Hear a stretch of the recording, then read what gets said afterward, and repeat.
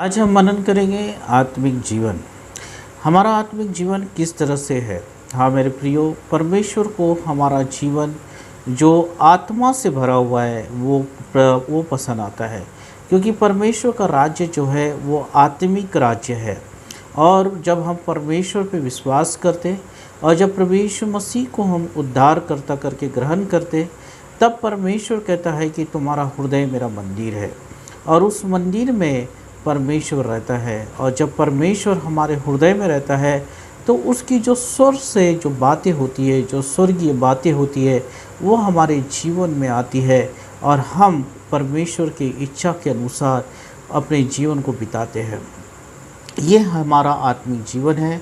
और जो बातें परमेश्वर हमारे जीवन में डालता है उससे हमारा आत्मिक जीवन बनते चले जाता है। पर संसार की ऐसी बहुत सी बातें होती है जो हम पे प्रभाव डालती है और हम धीरे धीरे परमेश्वर से दूर हो जाते हैं।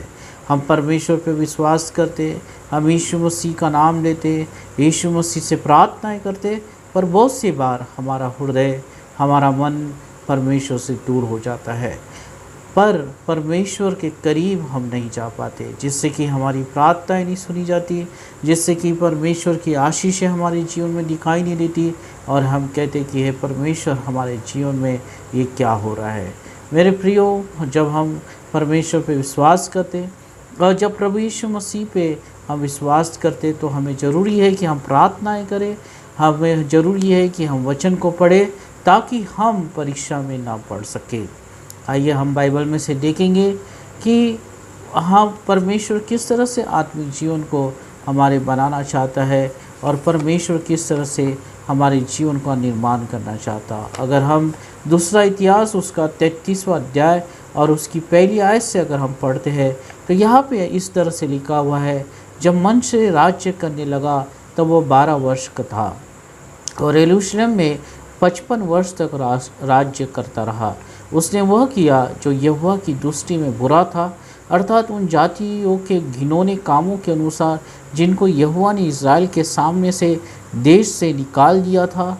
उसने उन स्थानों को जिन्हें उसके पिता हिजकिय्याह ने तोड़ दिया था फिर बनाया और बाल नाम देवताओं के लिए वेदियाँ और अशेरा नाम मूर्तें बनाई और आकाश के सारे गण को दंडवत करता और उनकी उपासना करता। और उसने यहोवा के उस भवन से वेदियाँ बनाई जिसके विषय यहोवा ने कहा था कि यरूशलेम में मेरा नाम सदा बना रहेगा। वरन यहोवा के भवन के दोनों आंगनों में भी उसने आकाश के सारे गण के लिए वेदियाँ बनाई। हाँ मेरे प्रियो, यहाँ पे हम देखते हैं कि हिजकिय्याह राजा जो है उसका पुत्र मन से वो परमेश्वर के विरोध में काम कर रहा है, जबकि हिजकिय्याह जो था वो परमेश्वर का डर भय मान के अपने जीवन को बिताया। उसने परमेश्वर की आज्ञा के अनुसार अपने जीवन को बिताया और परमेश्वर ने जो कुछ हिजकिय्याह से कहा था उसने अपने जीवन में वही किया और परमेश्वर ने उसके जीवन में बड़ी आशीष को दिया। पर हम देखते हैं कि यहाँ पे हिजकिय्याह राजा का जो पुत्र है मनश्शे, वह 12 साल का ही था और परमेश्वर ने 12 साल में ही उसे इतना अनुग्रह दिया कि वो राजा बन सका और 55 साल तक उसने राज्य किया। मेरे प्रियो, परमेश्वर बहुत सी बार हम पे अनुग्रह करता, हमें बहुत जल्दी तरक्की देता, हमें हमारी नौकरी में प्रमोशन देता, हमारे व्यवसाय को बढ़ाता है जब हम प्रभु पे विश्वास करते, उसकी इच्छा के अनुसार चलते और परमेश्वर सारी बातों को हमारे जीवन में पूरा करता है। और धीरे धीरे क्या होता है कि जब हम परमेश्वर से बड़ी आशीष को प्राप्त करना शुरू करते तो हो सकता कि मनुष्य के समान हम अपने जीवन में अपनी इच्छाओं को पूरा करते, जैसे कि उसने यहाँ पे किया। परमेश्वर ने कहा था कि यरूशलेम पे मेरी आराधना हुआ करेगी, मेरी उपस्थिति हुआ करेगी, पर इसने अपने लिए खुद के लिए एक मूर्तियों को रचा और उसकी उपासना करने लगा। यहाँ पे लिखा है कि वो तारागण की उपासना करने लगा। आज हम अपने जीवन में जो है परमेश्वर से बड़ी आशीष को तो प्राप्त कर लेते हैं, पर फिर हम परमेश्वर को भूल जाते हैं और अपनी इच्छा के अनुसार चलना शुरू करते हैं। जो हमें लगता है वैसा ही हम करते हैं। पर ये यहाँ पे भूल गया था कि ये ऐसे परिवार से आता था जिसका पिता जो है वो परमेश्वर की आज्ञा को मानता था, वो परमेश्वर के डर भय में चलता था, और जो परमेश्वर उससे कहता था वही हिजकिय्याह राजा करता था, और ये उसी का पुत्र था। उसने अपने पिता को परमेश्वर की आज्ञा को पूरा होते हुए देखा। हाँ मेरे प्रियो, हम बहुत सी बार हम ऐसे घरों से आते हैं, हो सकता है हम विश्वासी जन हैं जो हमारे घरों में परमेश्वर की आज्ञा को माना जाता है। हो सकता है कि हम जब नए विश्वासी है और जब हम विश्वास किए तो हमने ईमानदारी से परमेश्वर के साथ चलना शुरू किया, पर बहुत सी बार ऐसा होता है कि जब परमेश्वर हमारे सारी बातों को पूरा करता है और हमें तरक्की देता है, हमारे परिवार में शांति को लाता है और हमें आशीषमय जीवन देता है, हमें आनंदित करता है और परमेश्वर हमें सुखदायी जीवन के साथ लेके चलता है, तो हो सकता है कि संसार की बातें हम पे हावी हो जाती है। हम अपने लिए रास्ता बनाना शुरू कर देते हैं, जैसे कि मनशे ने किया। उसने यहोवा की दृष्टि में बुरा किया।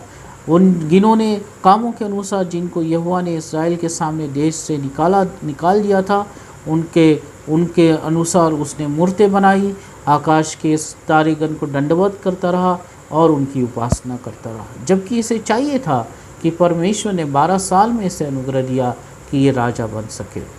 बहुत सी बार परमेश्वर हमें ऐसा अनुग्रह देता है कि हम अपने कामों को पूरा कर सके। बहुत सी बार परमेश्वर ऐसा अनुग्रह करता है कि हमारे जीवन में बड़ी आशीष को हम देख सके। बहुत सी बार परमेश्वर ऐसा अनुग्रह करता है कि हम अपने नौकरी में प्रमोशन पा सके। बहुत सी बार परमेश्वर ऐसा अनुग्रह करता है कि हम अपने व्यवसाय में आगे बढ़ते हैं और सारी बातों में हम सफलता हासिल करते हैं। पर क्या उस समय हम परमेश्वर को भूल जाते हैं? ये हमें सोचना है। क्या उस समय जब परमेश्वर हमें चारों ओर से आनंद से भरता है तब हम परमेश्वर को धन्यवाद देते हैं?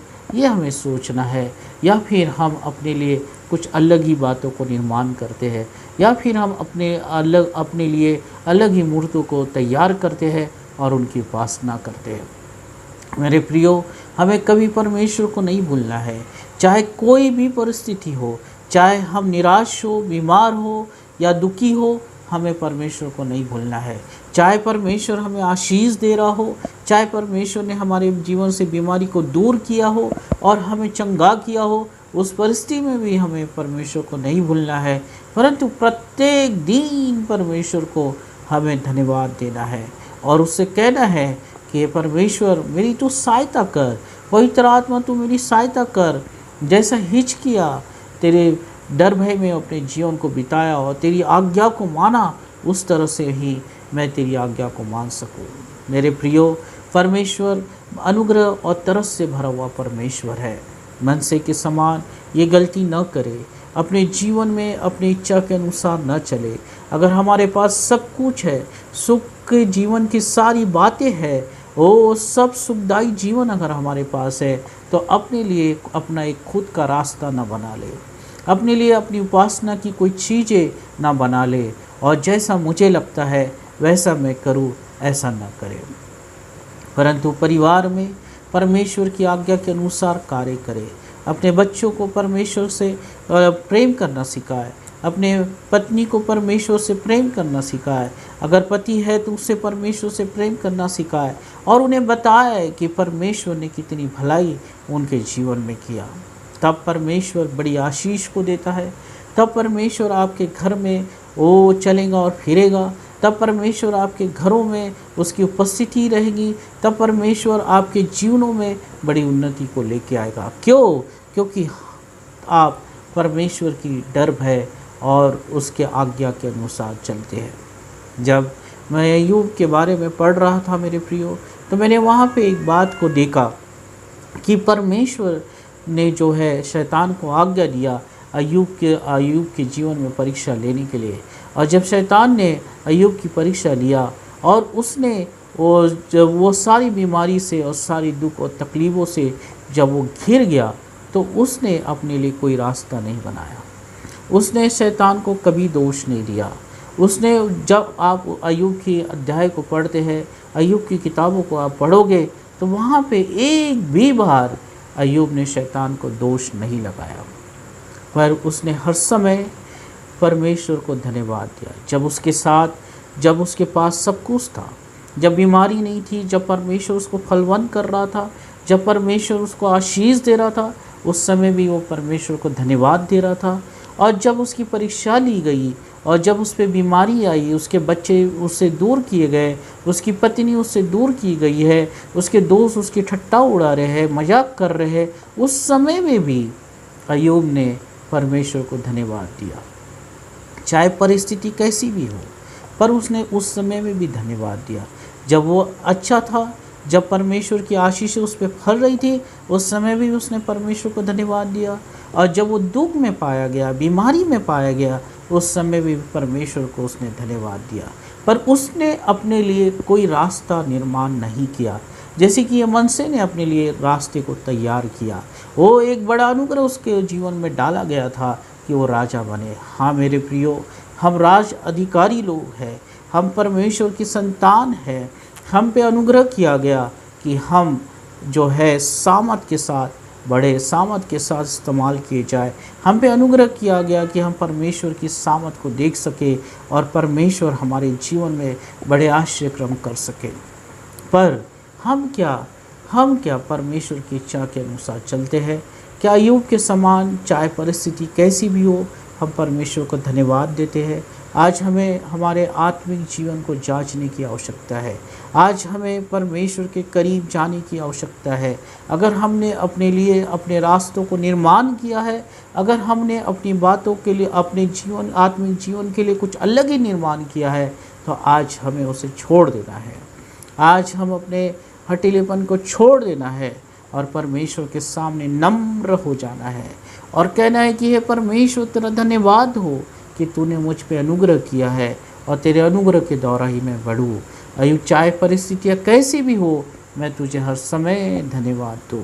हिजकिय्याह के समान तुझे धन्यवाद दूँ, अय्यूब के समान तुझे धन्यवाद दूँ, अब्राहम के समान तुझे धन्यवाद दूँ, ताकि तू मेरे विश्वास योग्य को पहचान सके और मैं तेरे सामने विश्वास योग्य ठहराए जाऊँ और तेरी आशीषें मेरे जीवन में फलती रहे, पीढ़ी दर पीढ़ी मेरे जीवन में फलती रहे। तो परमेश्वर आपके साथ हमेशा होगा, आपकी सहायता करेगा और परमेश्वर आपका अनुग्रह करेगा। आइए हम प्रार्थना करते हैं। धन्यवाद हो प्रभु, तेरी स्तुति हो, तारीफ हो। परमेश्वर पिता, तेरे इच्छा के अनुसार हम चले, हम अपने आत्मिक जीवन को परमेश्वर पिता हमेशा जांचे और तेरी इच्छा के अनुसार अपने आत्मिक जीवन का निर्माण करे प्रभु, क्योंकि तू परमेश्वर आत्मिक बातों को प्रेम करता है। तेरे स्वर्ग से परमेश्वर जो बातें होती है वो आत्मिक होती है और वही आत्मिक बातें हमारे जीवन में दे।